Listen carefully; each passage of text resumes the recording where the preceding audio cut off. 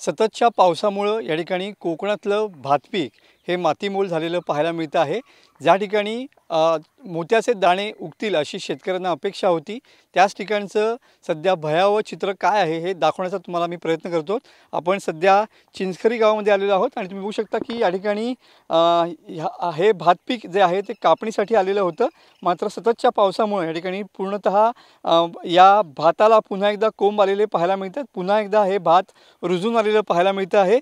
असंच विदारक चित्र आज कोकणातल्या बऱ्याच शेतकऱ्यांच्या शेतामध्ये असलेलं पाहायला मिळतं। त्यामुळे डोळ्यात देखत आपलं हातातून रशी आलेला घास जो आहे तो निसर्गानं या ठिकाणी हिरावलेला आहे, त्याचं दुःख शेतकऱ्याच्या डोळ्यात या ठिकाणी दिसतं आहे। तुम्ही बघू शकता की या ठिकाणी पूर्णपणे भात जे आहे ते त्या भाताला कोंब आलेले आहेत। हा शेतकरी आपल्याला दाखवतोय की कशा पद्धतीनं हे उभं असलेल्या पिकाला या ठिकाणी कोंब आलेले आहेत।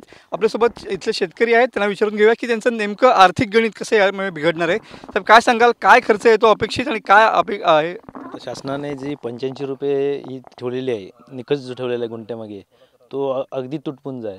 कारण एका गुंठ्याला 500 रुपये खर्च येतो, जवळजवळ 400 ते 500 रुपये। कारण का 3 वेळेला नांगरकी करावी लागते, एका गुंठ्याला 100 रुपये ट्रॅक्टरवाला घेतो, 3 वेळेला म्हटल्यावरती 300 रुपये ते होतात। आणि माणसं, मजुरी, बियाणे, खत वगैरे असं 500 रुपये तरी होतो खर्च। आणि हा 85 रुपये म्हणजे काहीच नाही, न घेतलेला परवडला असं वाटतं आहे। बरोबर आहे। सध्या शेतातली परिस्थिती काय आहे? संपूर्ण असंच आहे, संपूर्ण म्हणजे 20% पण शेती राहिलेली नाही, शिल्लक आहे।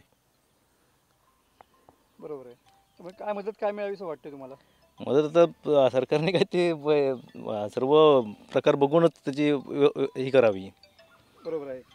यावेळेला भात शेतीचं उत्पादन जे आहे ते 80% घटणार आहे, 20% सुद्धा भात हातामध्ये येणार नाही। त्यामुळे शेतकऱ्यांसाठी योग्य ती मदत जाहीर करावी असं शेतकऱ्याचं या ठिकाणचं म्हणणं असलेलं पाहायला मिळतं आहे।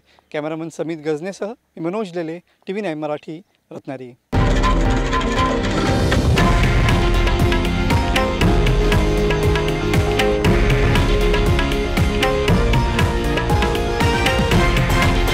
हे आहे देशातील नंबर 1 न्यूज नेटवर्क आणि आपण पाहत आहात TV9 मराठी, एकमेव।